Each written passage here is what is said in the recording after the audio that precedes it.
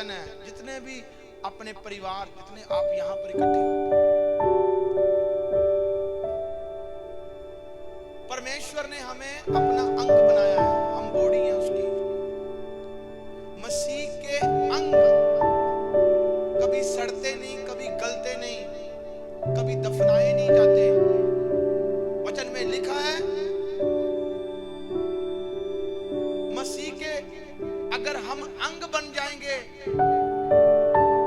जब खुदा प्रकाशित वाक्य की पुस्तक में लिखा अंत के समय में जब वो आएगा, यही अंग जो है ये दोबारा से फिर खड़े किए जाएंगे यीशु मसीह के सामर्थी नाम में। ये नहीं दफनाए जाएंगे, ये खड़े हो जाएंगे और खुदा के संग जाएंगे। अंग कौन से दबाए जाएंगे, अंग कौन से रह जाएंगे? जिन्होंने उसकी सुनी नहीं। आप मेरी बात सुनो। संडे मैंने वचन दिया था, सच्चा विश्राम क्या है? कौन है जो अपनी लाइफ में सच्चे विश्राम को ढूंढता है? सच्चा विश्राम तो मेरे खुदाबंद के पास है, सच्चा विश्राम तो मेरे यीशु के पास है, सच्चा विश्राम तो परमेश्वर के पास है, उसके वचन में है। आज उथल पुथल लगती है जब बीमारी पड़ जाती है, आज उथल पुथल पड़ जाती है बंदे को जब उसकी लाइफ में कोई समस्या आ जाती है, कोई कर्ज उसकी लाइफ में चलता रहता है, कोई उसकी लाइफ में ऐसी सिचुएशन उससे दूर नहीं होती, उसकी लाइफ में उथल पुथल चलती है। जब उथल पुथल चलती है तब शैतान हमारी लाइफ में हिट करता है कि तू ये काम कर ले, तू वो कर ले, तू फलानी जगह चला जा, नहीं हुआ तो वहां कर दे, तू ये कर दे। वो हमारी लाइफ को डिस्ट्रॉय करना चाहता है, खत्म करना चाहता है। आप मुझे एक बात बताना, उसने अपना काम कर दिया, आपको उठा दिया, वो आपको कभी भी आपसे जीत नहीं पाएगा जब तक आपके अंदर परमेश्वर का विश्राम है। वो हार जाएगा आपसे। अय्यूब लड़कर नहीं, मारकर नहीं जीता था, उसके अंदर परमेश्वर का विश्राम था। बीमारियों ने घायल कर दिया था, ब्लड उसके शरीर में सारा आ रहा था। वचन में लिखा है एक पेड़ के नीचे एक ठीकरा लेकर अपने आप को खुजलाता था, और जब इचिंग करता था उसके बॉडी में ब्लड निकलता था, और उसका परिवार, उसके बच्चे, उसका बिजनेस सब कुछ डैमेज हो गया था, और उसके दोस्त भी उसके हक में नहीं आ पा रहे थे। और क्या हुआ? वो बना रहा। बाइबल बयान करती है धीरज रखा उसने, संयम रखा। उसने कहा जिसने मुझे इतना दिया था, अगर आज मैं इस दशा में हूं, अगर जिसने सुख दिया था आज मैं अगर उसके हाथों से दुख ले रहा हूं, तो मुझे कोई फर्क नहीं है, मेरा परमेश्वर अंत में मुझे बचाने के लिए खड़ा होगा। उसने अंत तक अपने खुदा के ऊपर बिलीव किया। मैं कहना चाहता हूं प्रभु के प्रियो, वो बना रहा था, संयम रखा था, उथल उथल नहीं की थी, वो शैतान के हाथों में नहीं आया था। शैतान ने बच्चे मारे, फिर भी कहा, फिर भी उसने कहा प्रभु तूने दिया, तूने लिया, तेरा धन्यवाद। शैतान ने उनके परिवारों को डैमेज कर दिया, शैतान ने उसके बिजनेस को डैमेज कर दिया, शैतान ने उसकी जो रुतबे को खत्म कर दिया। वो कहता नहीं परमेश्वर तूने दिया, तूने लिया, तेरा धन्यवाद। फिर भी बैठा रहा, बीमारी आई, रोग आए, फिर भी बैठा रहा, फिर भी बोलता गया, परमेश्वर को कोई भी गलत कुछ नहीं कहा। बाइबल बयान करती है, यूब की पत्री 2:9 में लिखा, उसकी वाइफ उसके पास आई, कहती अरे बात सुन मेरी, अरे तू आज भी परमेश्वर को महिमा दे रहा है, आज भी तू उसे धन्य कह रहा है। शैतान ने उसकी वाइफ को यूज किया। क्यों किया? सुनो, ध्यान भटकाने के लिए कहा, उसे अब भी गालियां दे, अब भी उसे गालियां दे, अब भी तो उसकी महिमा कर रहा है। वो कहता है चल हट भाग, मूढ़ स्त्री, जिस परमेश्वर से हम सुख ले रहे हैं, क्या दुख नहीं ले सकते उससे? अय्यूब का समा था, संयम रखा, उथल पुथल नहीं की, अपने आप को शैतान के हाथों में नहीं दिया, परमेश्वर के हाथों में रहा।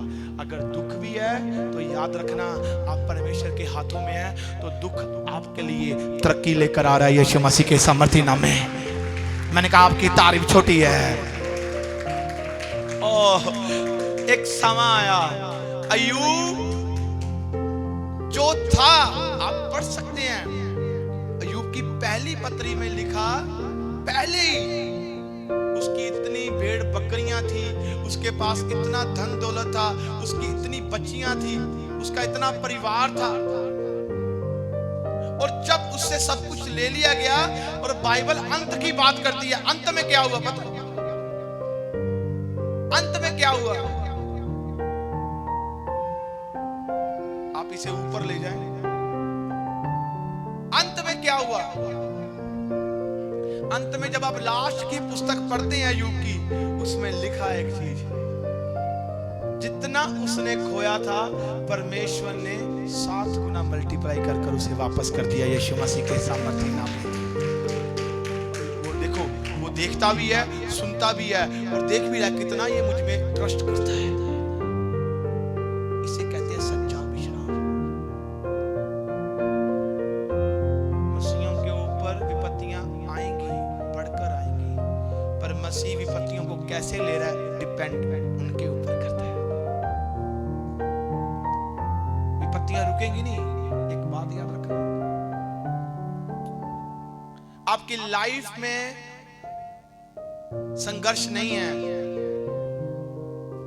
तो शैतान को आपसे कोई तकलीफ नहीं है।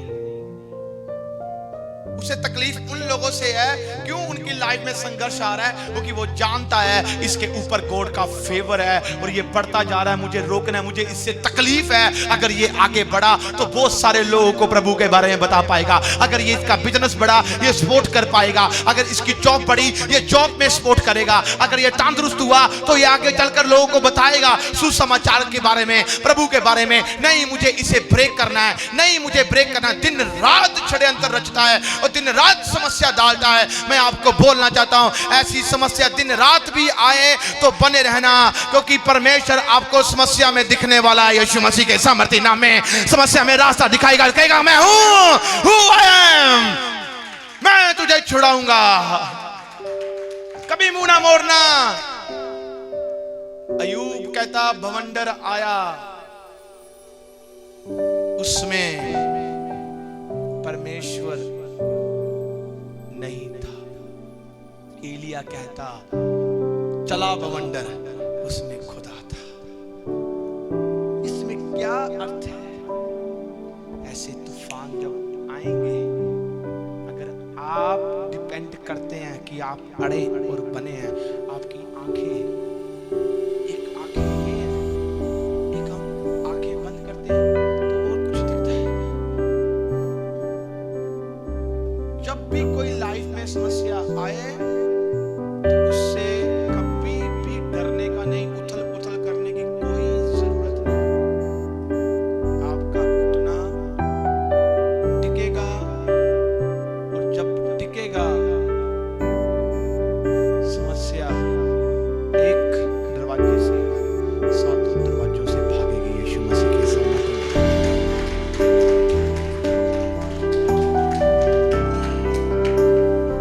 बाइबल बयान करती है।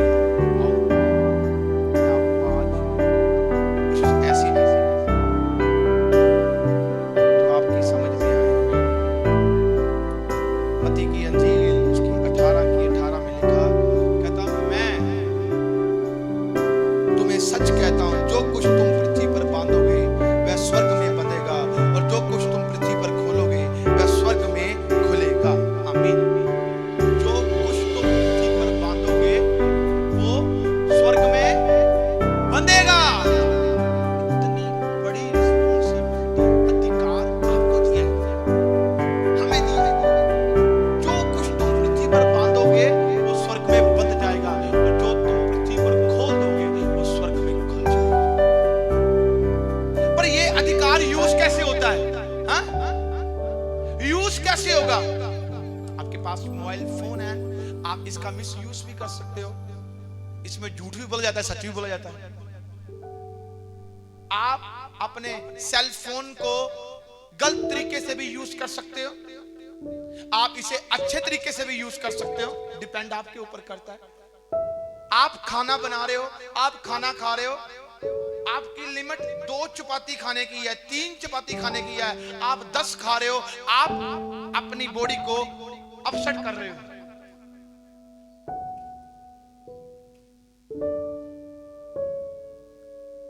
हर एक चीज की एक लिमिट है। अगर आप परमेश्वर के अंग हैं, मसीह की आज्ञाकारी में है, मसीह के कामों के अनुसार अपना जीवन व्यतीत कर रहे हैं, आज्ञाकारी में है, तो मैं आपको बोलना चाहता हूं, आप चलते जाओगे, प्रार्थना करते जाओगे, स्वर्गीय पिता स्वर्ग में उन प्रार्थनाओं के उत्तर देकर आपके जीवन के बंधनों को तोड़ता जाएगा यीशु के सामर्थी नाम में।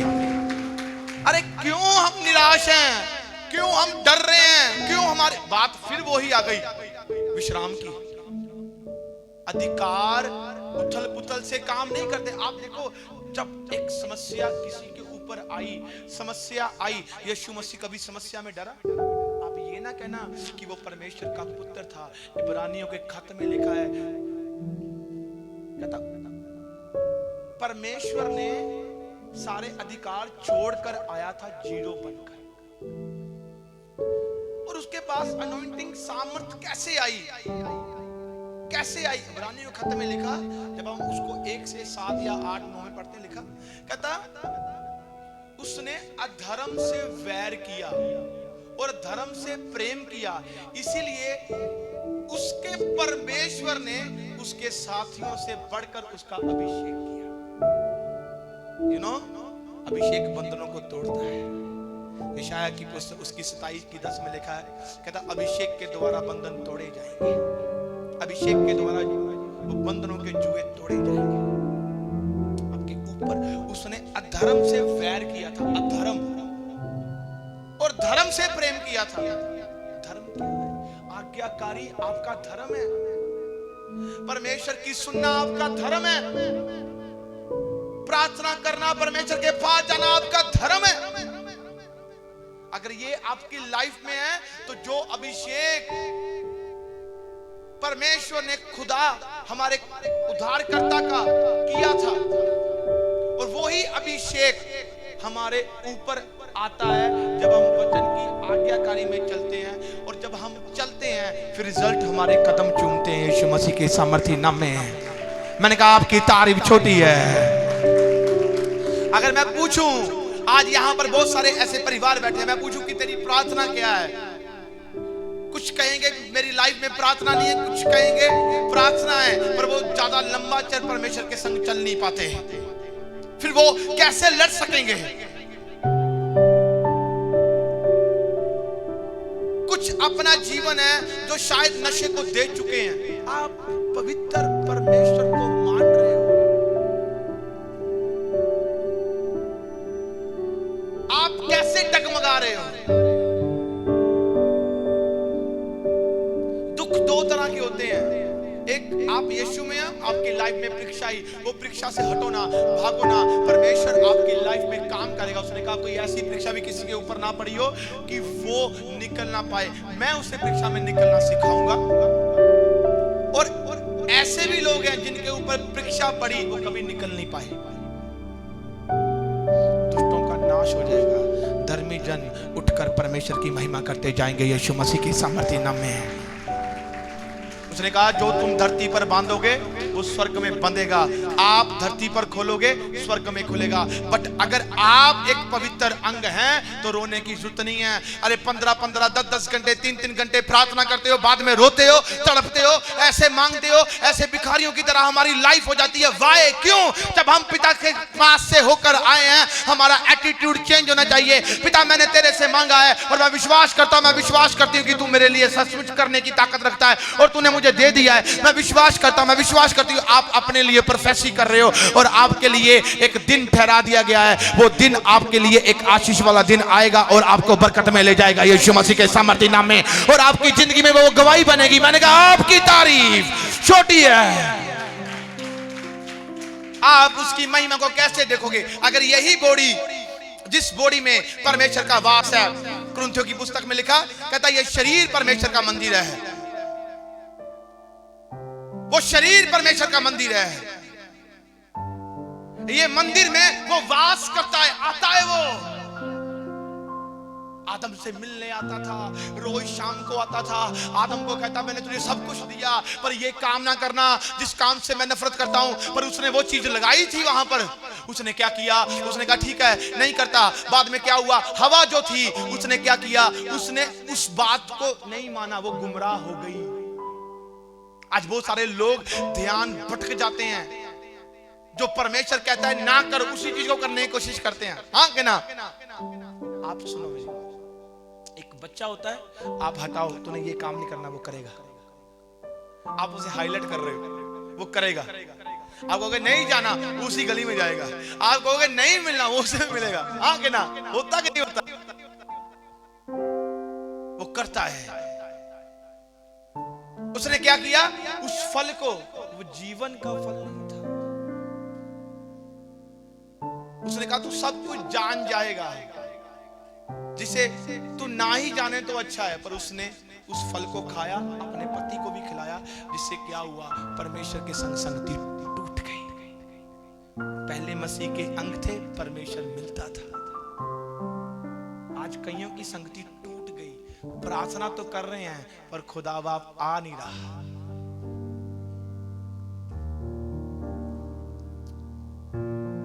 किसी ने मुझे कहा प्रार्थना तो 5 मिनट की प्रार्थना परमेश्वर सुन लेता है। हाँ सुन लेता है। मैंने कहा सुन लेता है, कंफर्म है। पर अगर वो प्रार्थना में अगर आप सच में उस मसीह के अंग हो, तो 5 मिनट क्या 1 मिनट का शब्द भी सुन लेगा। अगर आप क्रिश्चियनिटी को जानकर भी गुनाह की जिंदगी में जी रहे हैं, आप 4 घंटे भी करोगे वो नहीं सुन पाएगा। क्योंकि हमारे ऊपर एक ऐसा कवच आ गया है जो शैतानी है। वो कवच हटता कैसे है? जब हम उस रास्तों को छोड़ते हैं, खुदा के रास्तों पर आते हैं, उसकी दया हमारे ऊपर आती है, फिर जाकर वो हमारे जीवन में एंट्री करता है। बंदा बीमार है, बंदा सोचों में है, बंदा डिप्रेशन में है। अरे डिप्रेशन का इलाज ही कहाँ है? Depression is a thoughts. अलग अलग विचार उसके मन में आते हैं। उसे सिर्फ नींद की गोलियां दी जाती है और सो जा। वो थॉट्स कौन निकाल सकता है? वो परमेश्वर का वचन है जो निकाल सकता है। बीमारी आ जाती है पर वो निकलती, हमारे शरीर को ना कोई टक लगा ना कुछ लगा, बीमारी एंटर कैसे कर जाती है? कीटाणु कैसे हमारे अंदर एंटर कर जाते हैं?